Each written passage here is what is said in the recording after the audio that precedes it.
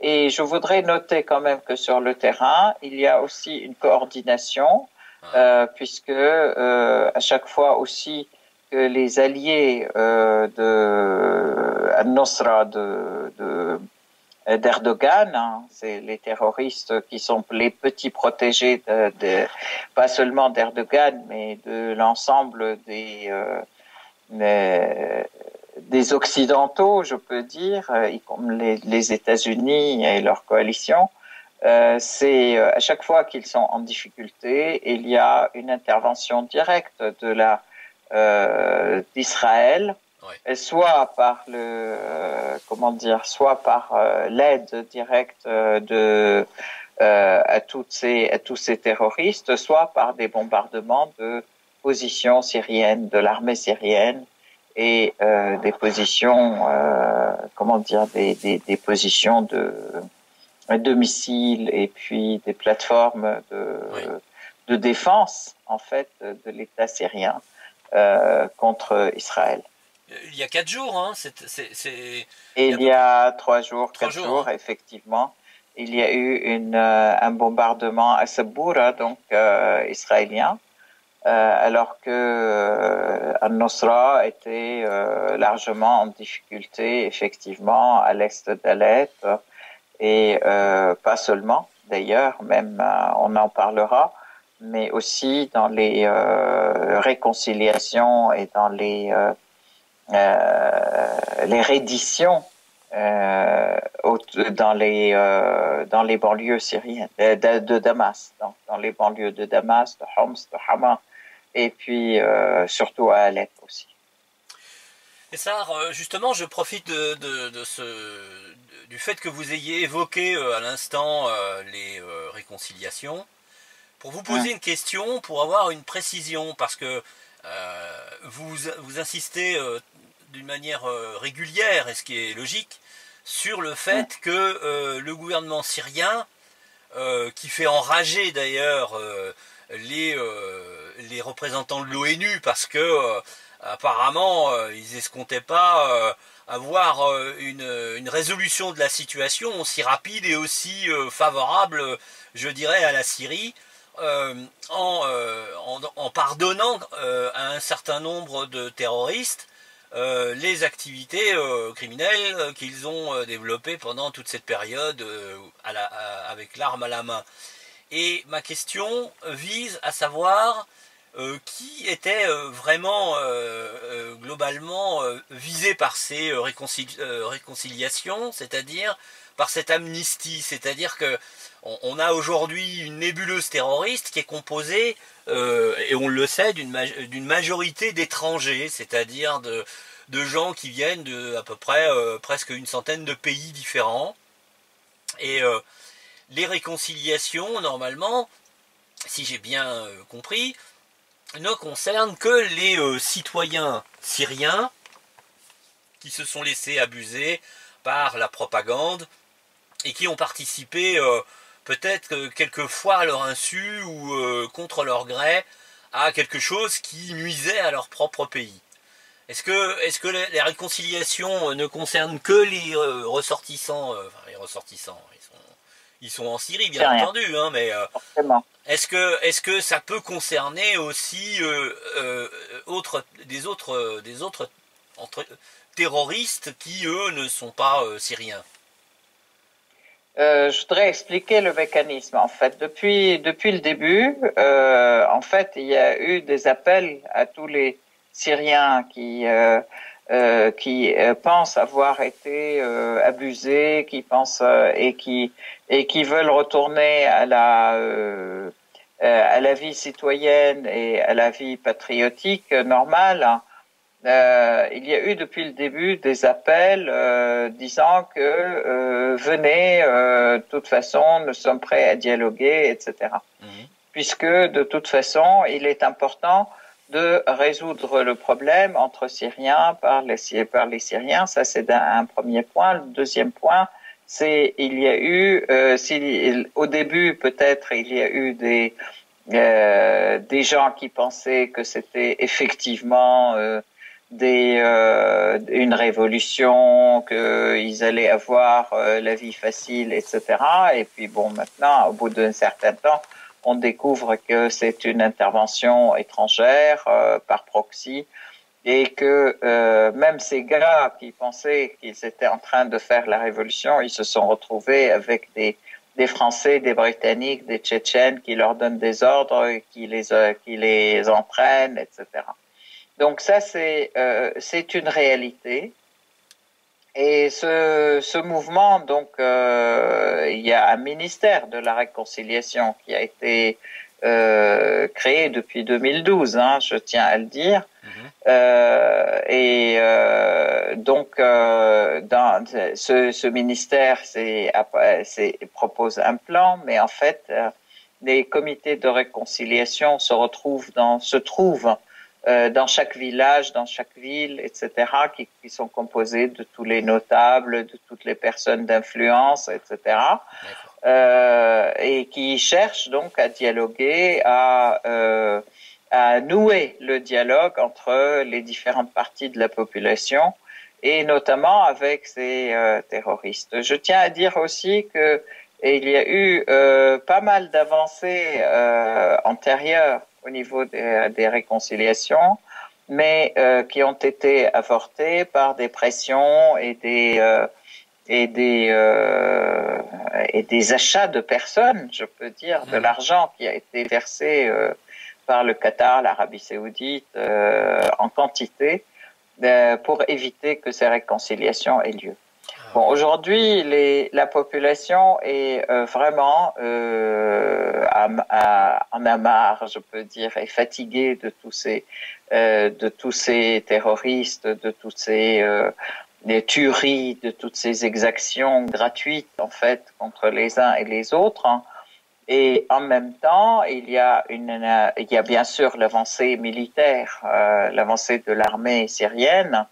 Et puis le fait que ces terroristes se retrouvent dans l'impasse d'un côté, de l'autre côté, ils se sentent lâchés par l'Occident et ils n'arrêtent pas de le répéter. Donc, et en même temps, il y a un réel travail de fond, aussi bien par le gouvernement. Je tiens à dire quand même que le président Assad a promulgué plusieurs lois d'amnistie, donc des trains d'amnistie contre ces personnes d'un côté, de l'autre côté un véritable plan, je peux dire, pas seulement qui commence par des régularisations de leur situation et qui finit par l'amnistie quand ils reconnaissent leurs torts, etc.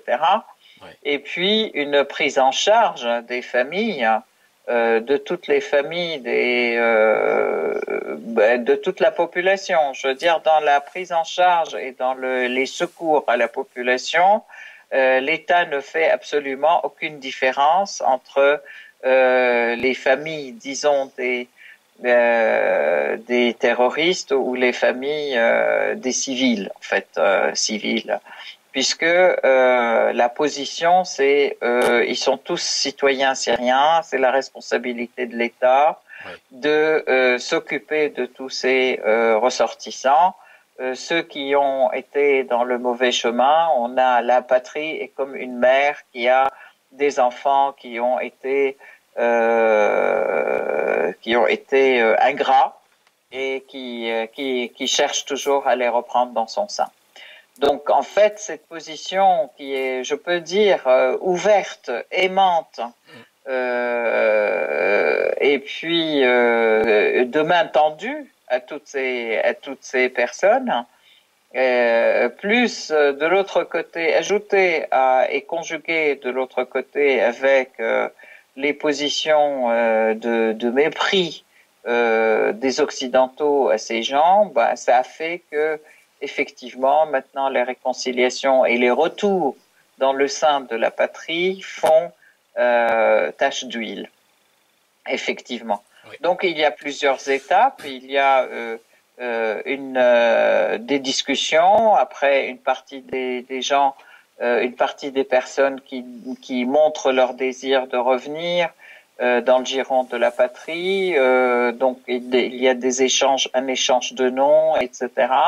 Et une régularisation d'abord de la situation de ces gens. Et puis après, il y a une sortie. Donc ils sortent effectivement de ces villes et ils rendent les armes.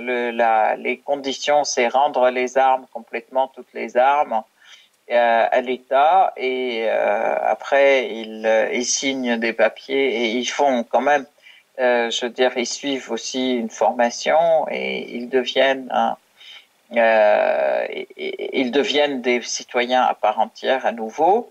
Et ceux qui ne veulent pas et qui veulent continuer à se battre, donc ils quittent la ville, comme c'est arrivé d'ailleurs dans les différents cas de réconciliation, ils quittent la ville avec une arme légère et ils laissent toutes les armes lourdes à l'armée syrienne. Et on s'engage à les accompagner là où ils veulent, c'est-à-dire soit à Idlib, soit à Raqqa. Et effectivement, les cars les attendaient et les raccompagnent, soit avec leur famille, soit tout seuls, ceux qui veulent continuer à se battre. Voilà. D'accord.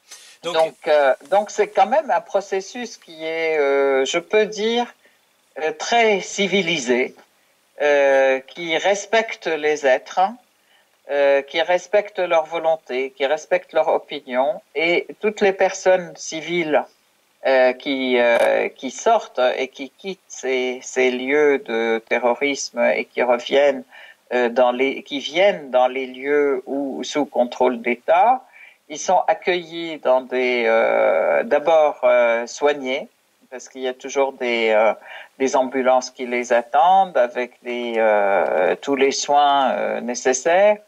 Ils sont soignés, suivis, ils sont logés, hébergés, soit dans des centres d'hébergement, soit chez leur famille s'ils le préfèrent. Oui. On les accompagne là où ils veulent aller. On leur donne de l'aide humanitaire, c'est-à-dire des paniers de vivres. Et ceux qui ont besoin d'être soignés sont soignés, on leur donne leurs médicaments, etc. Les enfants sont suivis pour des questions de vaccins, etc. Mais aussi scolarisés à nouveau, rescolarisés. Et ils rentrent dans une vie complètement normale dans le giron de l'État. Donc ça c'est ainsi que tout se passe. Et avant, en fait, ils disent et ils reconnaissent qu'avant ils avaient peur de sortir parce qu'on leur faisait peur. On leur disait que vous allez être tués par l'armée, vous allez être tués par l'État, vous allez être emprisonnés, vous allez être torturés, etc. Et quand ils viennent et ils trouvent que c'est pas ça, donc ça fait boule de neige et le bouche à oreille fonctionne parfaitement. Ce qui fait que les autres sont aussi encouragés à sortir. Si bien que aujourd'hui, il y a à Alep-Est, et j'y viens, oui. Il y a une grande majorité des personnes qui veulent sortir et qui veulent sortir de la région qui est contrôlée, Alep-Est, qui est sous contrôle des terroristes, qui était, en fait, aujourd'hui, il y a pratiquement 60 à 70% d'Alep-Est qui a été libéré et qui est sous contrôle de l'armée et de l'État. Donc, tous les gens qui y habitent et qui sont sortis, sont pratiquement accueillis et par l'armée. En fait, là, j'ai envoyé plusieurs vidéos qui montrent comment ils ont accueilli l'armée syrienne qui les libère. Donc tout cela, ils voulaient sortir et il y a eu 90 000 personnes qui sont sorties déjà d'Alep-Est. Malheureusement, il y a encore des dizaines de milliers sous le contrôle des terroristes maintenant qui leur tirent dessus. Oui, c'est ce que j'allais dire. Euh, voilà. Oui, c'est-à-dire que le processus de réconciliation dont vous venez de parler a malheureusement ses effets indirects pervers, si je puis dire. C'est-à-dire que les jusqu'au-boutistes sont prêts à assassiner ceux des terroristes qui ont envie de jeter les armes et de jeter l'éponge. Et que ils ont visiblement peur de se retrouver sans bouclier humain et sans suffisamment d'effectifs pour... enfin, c'est illusoire, hein, parce que la vitesse avec laquelle l'armée syrienne et ses alliés ont réussi à libérer la grande majorité de la poche d'Alep-Est fait que, effectif ou pas effectif, l'avenir des terroristes jusqu'au boutiste à Alep-Est est à peu près réduite à quelques semaines tout au plus. Donc ça a Oui, aussi ses effets mais secondaires, ça, malheureusement. ça ne les a pas empêchés de faire un massacre Oui, de toutes les personnes qui voulaient sortir. Hier, hein, ils les ont carrément bombardés et toujours en accusant l'État, bien entendu, parce que l'État, oui. il va bombarder les personnes qui viennent à lui, paraît-il. Donc ça c'est complètement incroyable. Ils commettent les massacres et ça a été vraiment très douloureux. 22 personnes qui ont été tuées, transformées en débris humains par des missiles. Ils leur ont tiré dessus parce que l'État a organisé en fait 7 passages sûrs pour que les gens sortent, hein, avec une distribution de tracts dans lesquels il y avait les cartes de ces passages en disant si vous voulez sortir, vous sortez par ces passages, on vous protège, etc. Eh ben, ils les ont pas laissés sortir et ils ont tiré sur les gens qui sortaient. Donc, gros massacre, hein. Il y a des gens qui ont réussi à sortir sous les tirs quand même des terroristes aussi, parce que il y a eu une réaction importante de l'armée syrienne pour les protéger aussi, qui a tiré sur les terroristes qui leur tiraient dessus à ce moment-là. Bon, aujourd'hui, il y a quand même près de 160 000 personnes qui sont encore à Alep-Est et que les terroristes empêchent de sortir, les menacent et puis voilà, leur tirent dessus quand ils veulent sortir. Et je tiens quand même à signaler que cette agitation de l'ONU, des pays occidentaux, soi-disant, pour la situation humanitaire, pour les droits de l'homme, pour les gens, pour les civils, pour la protection des civils. L'ONU n'a pas été là pour recevoir les 80 000 personnes qui sont sorties d'Alep, bon an, mal an. Donc, c'est de l'armée syrienne et l'État syrien était seul là pour les accueillir avec le Croissant Rouge et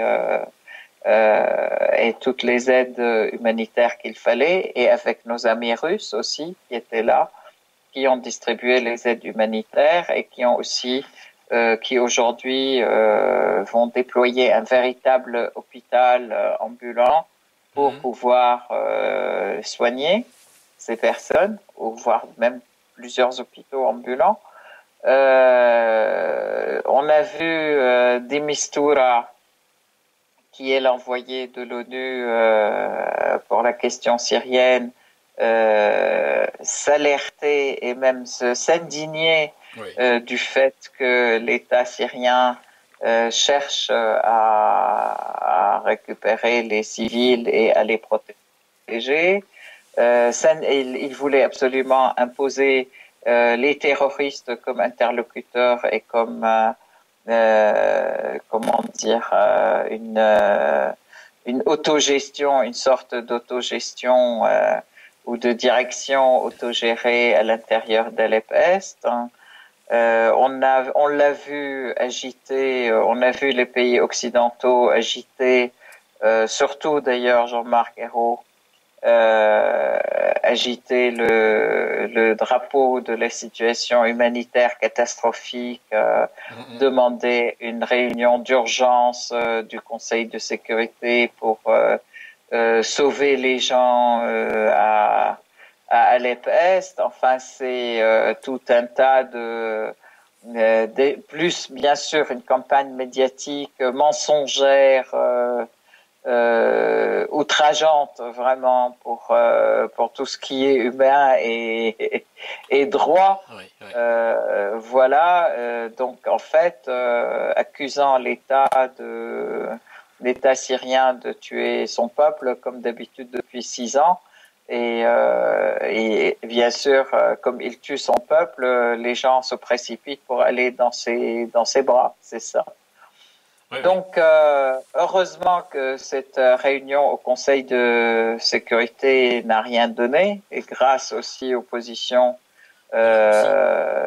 russes et chinoises, je pense. Donc, voilà, c'est quand même étonnant de voir que l'ONU, encore une fois, confirme sa position de protection des terroristes et de volonté de réhabiliter ces terroristes en les présentant non seulement comme une opposition modérée, mais avec comme une opposition, comme des gens avec qui le pouvoir doit être, ou l'État, la Syrie doit être partagé, ou la Alep doit être partagé en créant une direction centrale ou une autogestion de cette région, enfin de ce quartier. C'est quand même assez déplorable, hein, et je trouve c'est même condamnable, hein, sans que j'y mette le minimum de sentiments. C'est condamnable du point de vue de la loi internationale. Oui, la souveraineté de la Syrie. Comment la souveraineté de la Syrie et comment l'ONU peut s'ingérer ou un envoyé de l'ONU ou des pays occidentaux peuvent s'ingérer en érigeant une partie, une clique de personnes en pouvoir local dans un pays souverain et existant. Enfin, c'est indépendant. Si vous me permettez, Essar, c'est une nouvelle tentative pour essayer d'empêcher la libération totale de la Syrie par l'armée syrienne. Et puis, tout à fait. Vous parliez de tous ces groupes terroristes que l'ONU cherche à sanctifier ou à tout le moins dédouaner des crimes qu'ils ont commis. Et tout dernièrement, apparemment, sur l'initiative du Front Al-Nosra, qui porte un autre nom maintenant, mais ça n'est pas, il ne faut pas tomber dans le piège de leur donner cette possibilité de s'appeler autrement pour essayer de nous faire oublier les crimes qu'ils ont commis sous cette appellation-là. Apparemment ont appelé tous les autres groupes à se mettre sous une seule et unique bannière, ce qui coule définitivement l'absurdité ou en tout cas le mensonge qu'il existerait parmi les terroristes des modérés qui n'ont rien à voir avec ni Al-Qaïda ni avec Daesh. Exactement, tout à fait. C'est exactement ça. Et ça montre qu'ils sont tous des terroristes et qu'ils se partageaient les noms et les personnes. C'était juste pour tromper l'ennemi, je peux dire. Oui, c'est de l'enfumage. Et juste pour se mettre des masques différents. Et franchement, bon, cette aberration tombe complètement à l'eau aujourd'hui, de fait, Oui. vraiment.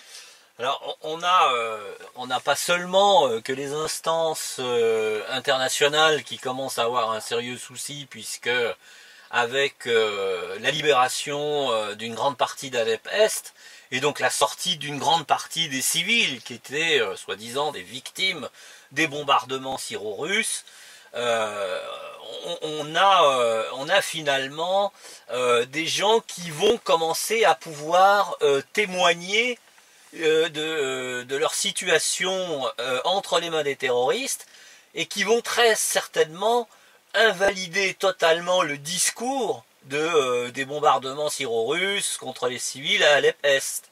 Et c'est très intéressant parce que ça veut dire que non seulement les instances internationales ont un gros problème, mais également les gouvernements occidentaux qui ont soutenu ces assassins, en le prétendant que parmi eux il y avait des modérés et d'autres qui étaient des terroristes, tout en soutenant les deux. Et maintenant, ils ont un problème parce qu'ils vont avoir énormément de témoins qui vont très certainement dévaler, enfin, qui vont complètement invalider ces propos comme le bombardement volontaire de la chasse syrienne et de la chasse russe contre eux. Oui. Les témoins sont là depuis le début, les témoignages sont là, et il y a toujours eu des témoignages, mais je tiens quand même à rappeler que les médias syriens ont été interdits des satellites depuis depuis 2012, hein, que et pour cause en fait, ces pays qui se disent les occidentaux de l'OTAN, hein, atlantistes, oui, qui se disent démocratiques, hein, défenseurs de la liberté d'expression, défenseurs des droits de l'homme, ils sont les premiers à occulter les vérités quand ça les arrange pas, et ils sont les premiers à exercer un monolithisme d'opinion qui est complètement incroyable et contraire à au minimum de liberté d'expression. Donc, on a vu en France, tous les médias mainstream, ils parlent de la même position, tout le monde est contre la Syrie, contre le pouvoir légitime syrien, qui traite de légitime des gens qui se sont propulsés auto-propulsés, auto-proclamés ou je sais pas quoi, qui se disent opposition et qui s'arrogent le droit de parler au nom du peuple syrien, et qui ont été reconnus par la France, même si aujourd'hui ce n'est plus le cas, puisque l'État syrien a résisté et que le peuple syrien a résisté et a tenu à dire son mot au prix d'énormément de souffrances et d'énormément de victimes. Ouais. Mais en fait, toutes ces personnes étaient là pour témoigner, mais personne n'était là pour les écouter, ni oui, pour reprendre leurs témoignages. Mais quand il y a eu même des journalistes importants pour reprendre ces témoignages, ils ont été discrédités, ils ont été virés, ils ont perdu leur position.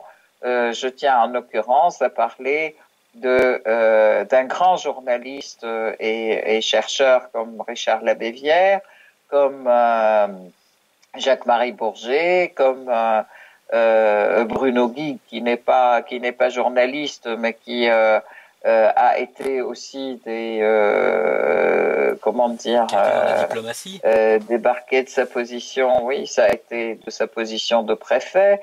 Enfin, c'est vraiment une pratique qui est le moins qu'on puisse dire antidémocratique et anti-liberté d'expression. Hein. Oui. C'est clairement ça.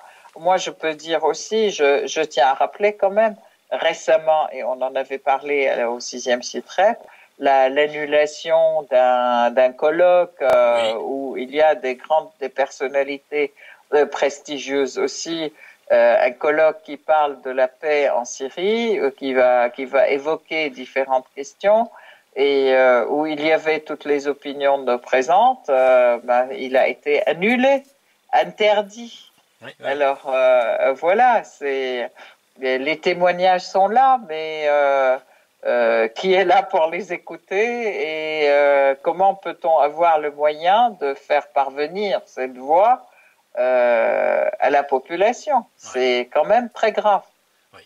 Alors justement, il y a, et vous soulignez ça à juste titre, hein, que les grands médias se sont bien gardés de transmettre ces informations-là au public, mais il y a également, je dirais, un certain nombre d'autorités, que ce soit les détenteurs de la création de médias sociaux, hein, enfin les propriétaires de médias sociaux.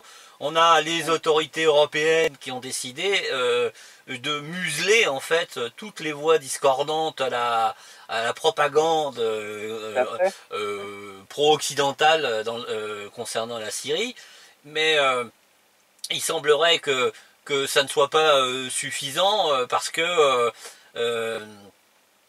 ils ont décidé donc de museler carrément les médias sociaux, les médias alternatifs qui remplissaient ce rôle d'information au public sur la réalité de ce qui se passait en Syrie.